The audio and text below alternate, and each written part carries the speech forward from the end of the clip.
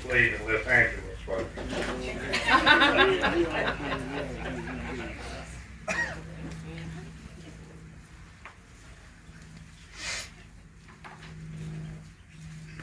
Okay, I'm going to introduce our board of directors for the Veterans Memorial Park of America. We have 3 that are original founding board members from the beginning, and we'll go forward as far as we can. Mr. Lloyd Morgan, I forgot his rank. Anyway, Mr. Lloyd couldn't be here today. His wife has some health issues that he's working through with her. So we really appreciate Mr. Lloyd. Randy, president of the board. Myself, treasurer. Public relations, I told you I've had a bad morning. We're the 3 founding members. We've had a lot of people come and go. We still got a lot of people. We've got a really good board now. We've got a couple of people that's come forward that are veterans that wants to be a part. We're really excited about everybody that helps us because we couldn't do what we do without everybody being here. Jeff Carlin, veteran. Sammy Henson, veteran. Mr. W.H. Morris, veteran. Bud Stacker, he's our veteran. Dave Patillo, also one of our veterans. We also have on our board Judge Brian Wilson. And so that I don't forget anybody.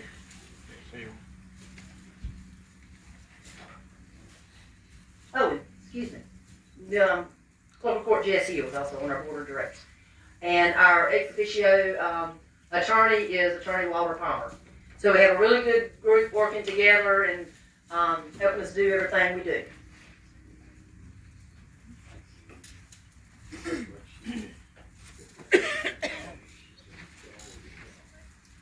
Do we have any dignitaries here at this time? Raise your hand. Raise your hand, David. I think most of them are tied up at another service ceremony, so some of them said they would be stopping by briefly. And Mr. David Gore, would you please stand up? Wow. This is a gentleman that believes in this forest. He believes in what Angela's doing. She's worried me to death, Brady. She does her job. She does, so we put her Glad to do it. in the right position, and we thank you for Brunswick Electric's so many valued community All the grants. things that we support, this is one we're most proud of. So thank y'all for what you do. And thank you for helping us. Give a round of applause for Mr. Davis.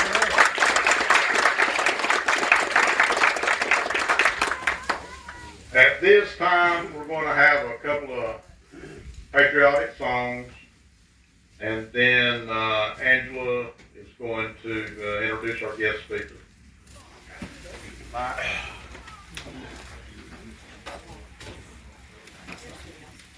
Okay, one of the board members that I want to recognize is our Roz.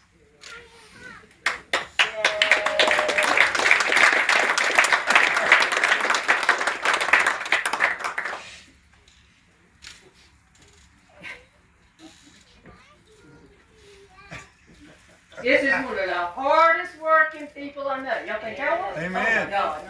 And I just got fired.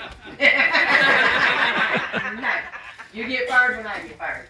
But I wanted to recognize Roz because no matter what day, time it is, we pick up the phone or text Roz, she's always there for us. We love you. Awesome.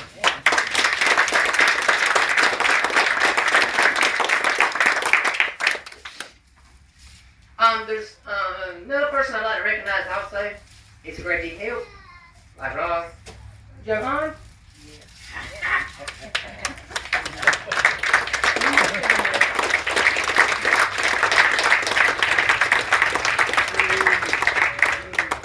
And 2 committee members that's always, no matter what we need them, helps Roz and Joe. That would be Miss Wanda Lanier and Christy Carter.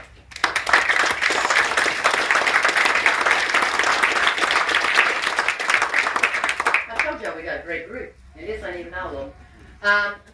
To get on with our ceremony, I'd like to introduce our guest speaker today. She's a real good friend of mine. She's one of the most patriotic people I know, and I know a lot of patriotic people.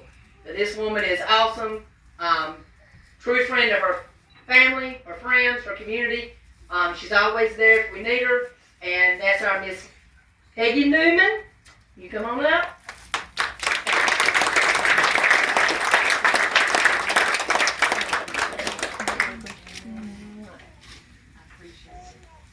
And I have to give a shout out right here, Hercules C-130. I'm singing the Song of Songs, God Bless the USA by Lee Greenwood. And I'm standing here and I'm looking, this is what my husband flew, were the C-130s. They called them the Herkies. And so thank you very much. I appreciate being able to see that. For those of you who don't know, my name is Peggy Newman. I am honored, so honored to have the opportunity to be here today. I want to thank Angela Norris and the Veterans Day Committee for their invitation to be a part of this program to honor our veterans who have protected our freedom on this, our annual Veterans Day. In addition, we are celebrating with a groundbreaking for the new Veterans Community Outreach Center at this Veterans Park in Whiteville, North Carolina. This outreach center, when completed, will provide a place for veterans to come together and enjoy fellowship, meals, games, game days, and a myriad of VA events. I thank you all for your contribution to the community and to this country. Veterans Day is set aside to honor and thank the veterans who served our country and protected the freedoms guaranteed by our Constitution. It is most fitting that we have these veterans here so we all can show our thanks for their sacrifices. To the brothers in arms, I thank you for your service. Over 41 million veterans have served in all the wars since the Revolutionary War. Today, there are over 20 million veterans in the U.S. I'd really like to have a current count on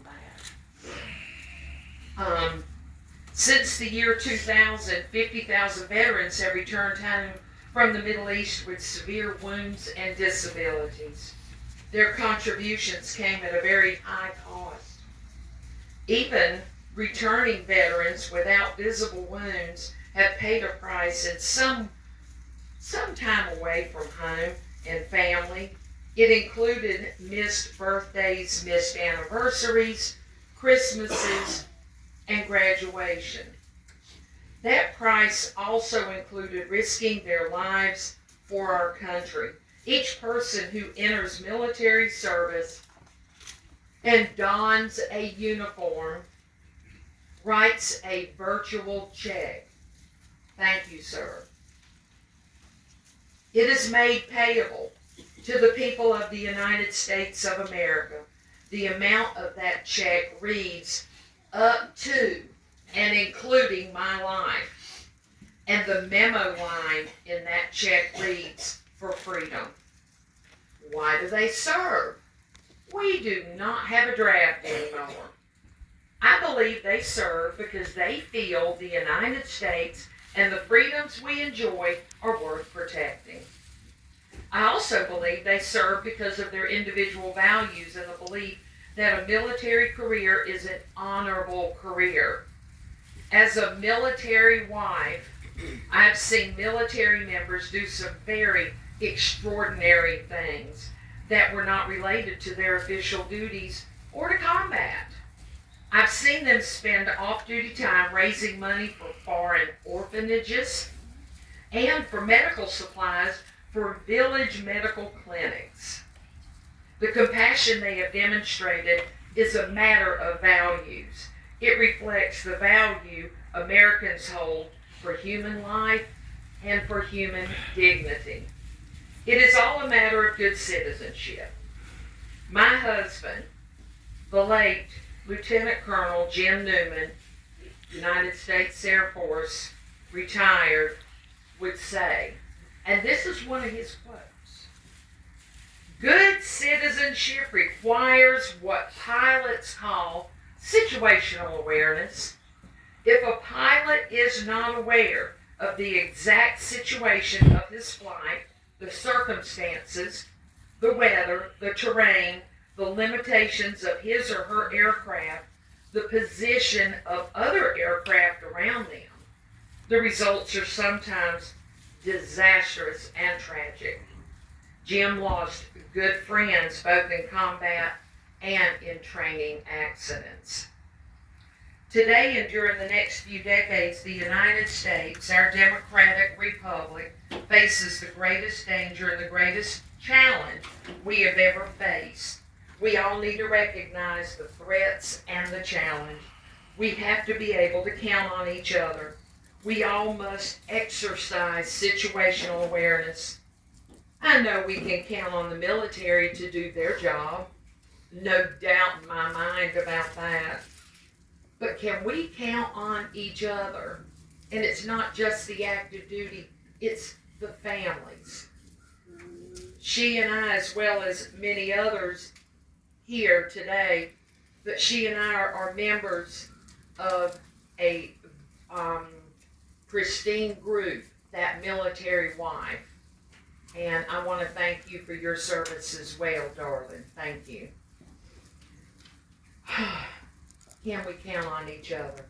Are we all pulling in the right direction? Is the country going in the right direction? The beauty of the Constitution and this republic is that they are supposed to be of the people, by the people, for the people. It is for that reason that the military establishment of the United States is under the control of civilians at every level.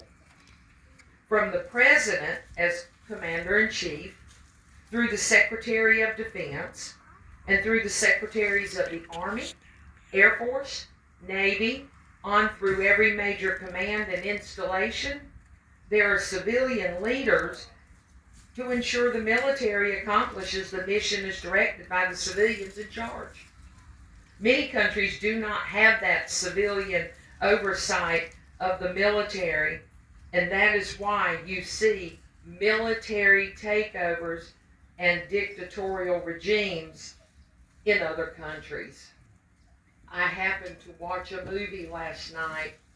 This statement pertains to that movie, 13 Hours in Benghazi. There is a perfect example of a country that doesn't have civilian oversight. And look what can happen. My husband had been to some 80 countries and had lived in over a dozen states in our United States. He graduated from high school in Germany. Given that his father, the late Colonel James W. Newman, U.S. Army retired, was stationed in Germany at the time, he traveled into East Berlin, get this, on foot, before the Berlin Wall was erected, and saw firsthand the stark difference between a form of democracy and communism. In East Berlin, there were few stores with any food or clothing. Nobody smiled. There was still rubble where buildings should have been built. In West Berlin, there was no rubble. People smiled. The stores were full of products and food. It was the difference between night and day. He had been in countries that are, or were at the time, not free. His family lived in a country that was under martial law, and is not something that makes you feel very comfortable. Jim also had to make an emergency landing in a country in South America.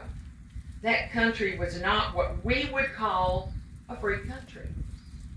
They were told by the American Embassy personnel that they would have to, get this, keep 2 crew members with their bags at all times, 24 hours a day until they departed.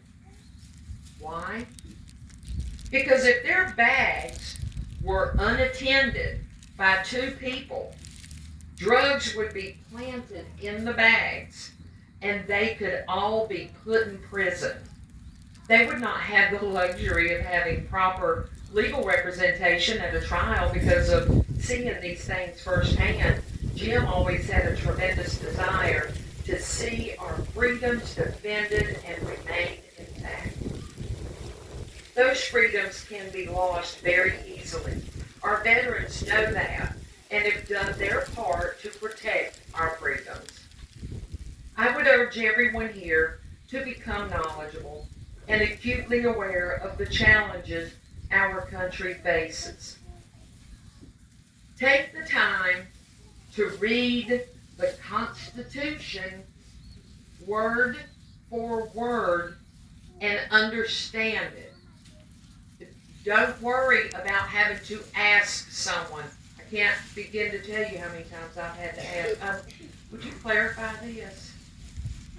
In the Declaration of Independence, do you realize that all of those gentlemen, our founding fathers, who signed their name on that Declaration of Independence, had we lost that war to Britain, they all would have been hanged for treason. Take the time to know what the current issues are that seem to be dividing the country. Take a stance based on your own critical thinking. Question what you hear. Ask that question. If you think the country is going down the wrong path, write to your representative or go to Washington or Raleigh. Just go.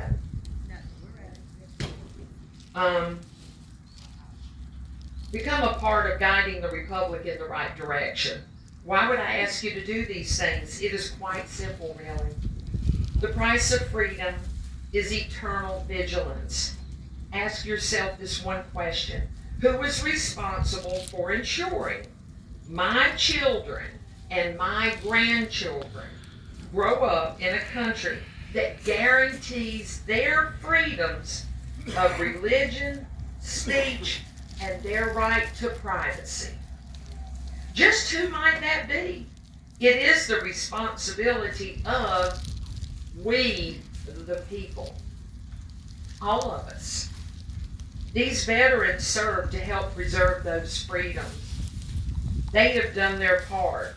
It was hard work. Our collective responsibility is to continue to remain vigilant and to make certain these freedoms do not slowly disappear, because they can. We all have to exercise situational awareness. There it is again, situational awareness. Vigilance is hard work.